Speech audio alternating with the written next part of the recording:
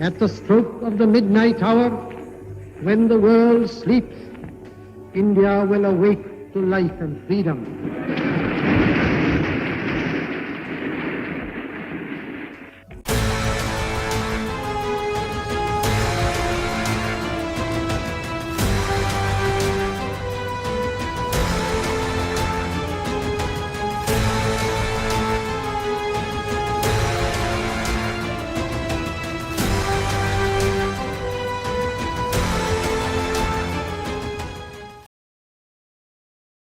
आज के वीडियो में मैं आपको बताने वाला हूं भारत और पाकिस्तान का विभाजन।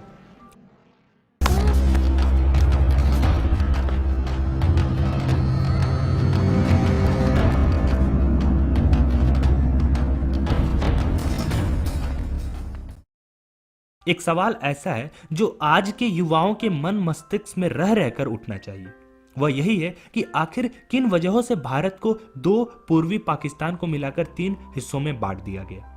इस बंटवारे की वजह से 1 करोड़ से भी ज्यादा लोगों की अपनी मातृभूमि छोड़कर जाना पड़ा था और आधिकारिक रूप से 1 लाख से ज्यादा लोगों की मौत की घाट उतार दिया गया था।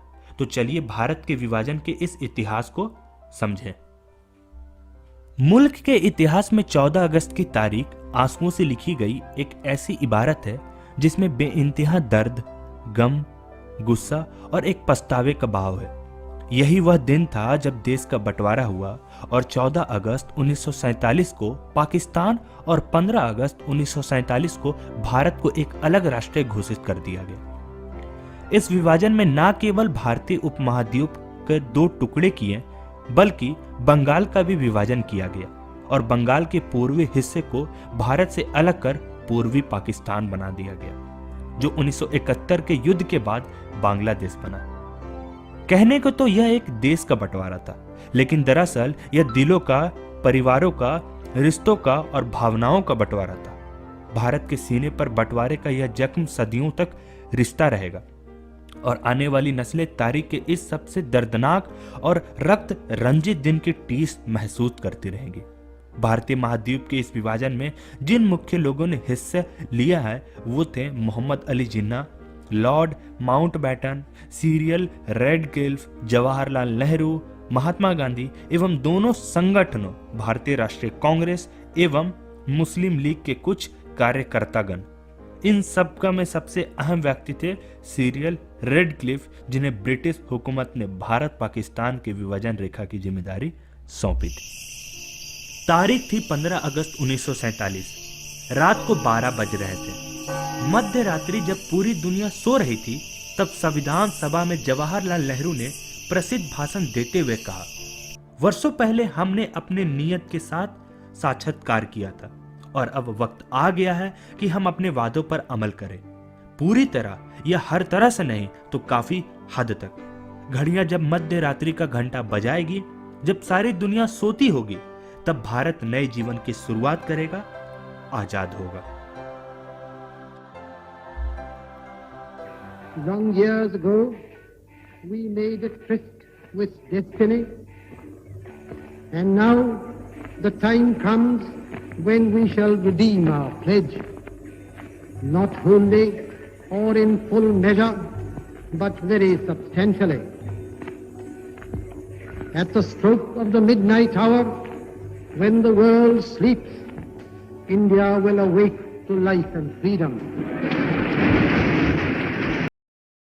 आपको जानकर हैरत होगी कि 14 अगस्त 1947 को पाकिस्तान में आजादी का जश्न और 15 अगस्त को भारत में स्वतंत्रता दिवस मनाया गया, लेकिन दोनों देशों के बीच सीमा रेखा का निर्धारण 17 अगस्त 1947 को किया गया। ब्रिटेन के वकील साइरिल रेडक्लिफ ने भारत और पाकिस्तान के बीच सीमा का निर्धारण किया था। उन्हें भारतीय परिस्थितियों की थोड़ी बहुत समझ थी। उन्होंने कुछ पुराने जर्जर नक्शों पर उन्होंने इस सीमा को तय किया था।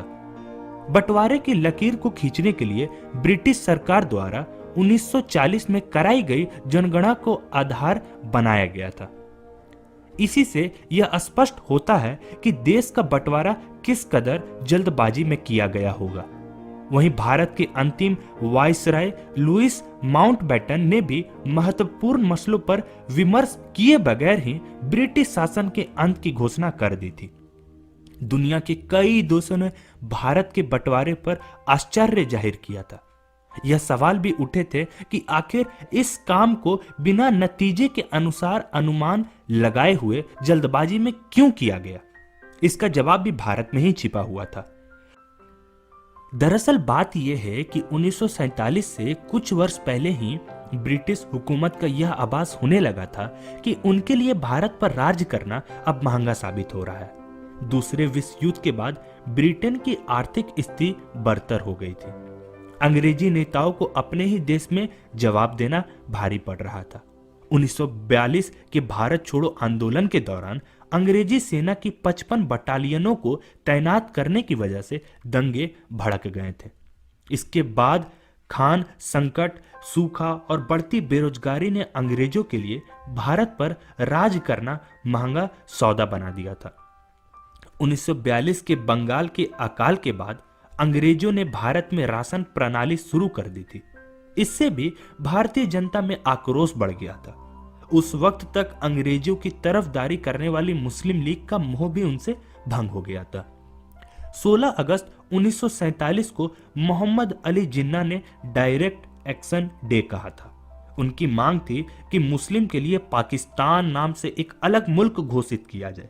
इस मांग ने जोर पकड़ा तो पूरा उत्तर भारत दंगे की आग में जल उठा। हजारों लोगों को अपनी जान से हाथ धोना पड़ा था। इस दंगे से ब्रिटिश हुकूमत की बंटवारे की योजना को बल मिल गया। उन्होंने यह तय किया कि हिंदू और मुस्लिम एक ही देश में मिलकर नहीं रह सकेंगे, इसलिए मुल्क का बंटवारा जरूरी है। जबकि सच यह था कि राजनीतिक नियंत्रण और पर्याप्त सैन्य बल न होने की वजह से दंगे फैले थे। पंजाब और सिंध प्रांत में रहने वाले मुस्लिम भी पाकिस्तान के पक्षधर थे। दरअसल इस क्षेत्र में उन्हें हिंदू व्यापारियों से प्रतिस्पर्धा करनी पड़ती थी, इसलिए मुल्क के बंटवारे से उनकी यह समस्या खत्म होने वाली थी। वहीं पूर्वी पाकिस्तान, अब बांग्लादेश के लोगों भी गैर मुस्लिम सूदखोरों के चुंगल से आजाद होना चाहते थे। हालांकि बंटवारे से सबसे ज्यादा व्यावसायिक फायदा भारत को ही हुआ। देश की आर्थिक तरक्की में 90% भागीदारी वाले शहर और उद्योग भारत के हिस्से में ही था। इसमें दिल्ली, मुंबई और कलकत्ता जैसे बड़े शहर भी शामिल थे। वहीं पाकिस्तान की अर्थव्यवस्था कृषि आधारित थी, जिस पर प्रभावशाली लोगों का ही एकाधिकार था। 3 जून 1947 ये वो तारीख थी जब भारत के 40 करोड़ लोगों की आजादी पर मुहर लग गई और साथ ही मोहम्मद अली जिन्ना का भारत के टुकड़ों कर पाकिस्तान बनाने का नापाक सपना भी पूरा हो गया। तारीख तय हुई 15 अगस्त 1947। लेकिन आजाद होने से पहले दोनों मुल्कों का बंटवारा करने के लिए महज 73 दिनों का ही वक्त दिया गया। लेकिन यह बंटवारा इतना आसान नहीं था।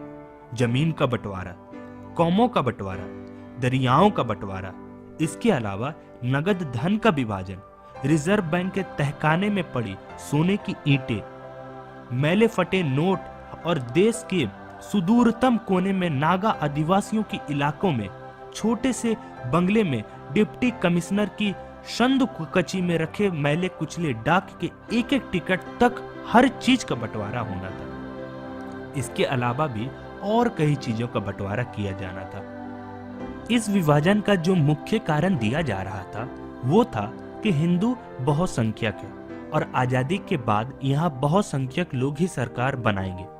तब मोहम्मद अली जिन्ना को यह ख्याल आया कि बहुसंख्यक के राज्य में रहने से अल्पसंख्यकों के साथ नाइंसाफी या उन्हें नजरअंदाज किया जा सकता है, तो उन्होंने अलग से मुस्लिम राष्ट्र की मांग शुरू कर दी।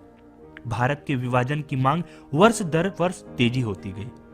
भारत से अलग मुस्लिम राष्ट्र के विभाजन की मांग सन 1920 में पहली बार उठाई और सन 1947 में उसे प्राप्त कर लिया गया।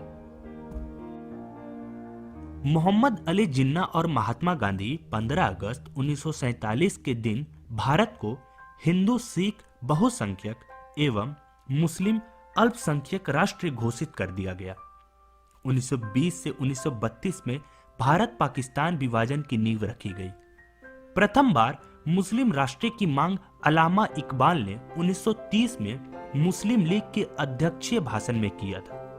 1930 में ही मोहम्मद अली जिन्ना ने सारे अखंड भारत के अल्पसंख्यक समुदाय को भरोसे में ले लिया और कहा कि भारत के मुख्य धारा की पार्टी कांग्रेस मुस्लिम हितों की अनदेखी कर रही है। इसके बाद 1932 से 1942 तक विभाजन की बातें बहुत आगे तक निकल गई थी। हालांकि हिंदूवादी संगठन हिंदू महासभा देश का विभाजन नहीं चाहते थे, परंतु वह हिंदू और मुस्लिम के बीच को फर्क बनाए रखना चाहते थे। सन 1937 में हिंदू महासभा के 19वें अधिवेशन में वीर सावरकर ने अपने अध्यक्षीय भाषण में कहा कि भारत एक सजातीय एवं एकजुट राष्ट्र हो सकता है, अपितु दो अलग अलग हिंदू एवं मुस्लिम राष्ट्र के। इन सब कोशिशों के बावजूद भी 1940 में मुस्लिम लीग के लाहौर अधिवेशन में मोहम्मद अली जिन्ना ने स्पष्ट कर दिया कि उन्हें मुस्लिम राष्ट्र चाहिए और इस मुद्दे पर लीग ने बिना किसी हिचकिचाहट के बोला कि हिंदू और मुस्लिम दो अलग अलग धर्म है, अलग रीति रिवाज, अलग संस्कृति है और ऐसे में दो अलग राष्ट्र को एकजुट रखना, खासकर तब जब एक धर्म अल्पसंख्यक हो और दूसरा धर्म बहुसंख्यक, यह सब कारण अल्पसंख्यक समाज में असंतोष पैदा करेगा और राष्ट्र में और सरकारों के कार्य में अवरोध पैदा करेगा। भारत 15 अगस्त 1947 को जब अंग्रेजी की गुलामी से आजाद हुआ तो एक अलग मुल्क के रूप में पाकिस्तान भी अस्तित्व में आया। विभाजन अपने साथ बड़ी त्रासदी लेकर आया था, जिसके साथ ही कई सवाल भी खड़े हुए थे, परंतु इन सवालों के स्पष्ट जवाब आज तक नहीं मिल पाए हैं। दोस्तों, ये बंटवारा काफी दर्दनाक था। ये इतिहास हम आज भी सुनते हैं तो हमारी आंखें नम हो जाती है, क्योंकि इसमें लाखों लोगों की अपनी मातृभूमि का बंटवारा हुआ था। दोस्तों, आप इस पर क्या सोचते हैं? बंटवारा इतनी जल्दबाजी में की गई वो सही सटीक साबित हुई या नहीं? अपने कमेंट के द्वारा अपना विचार को प्रस्तुत करें।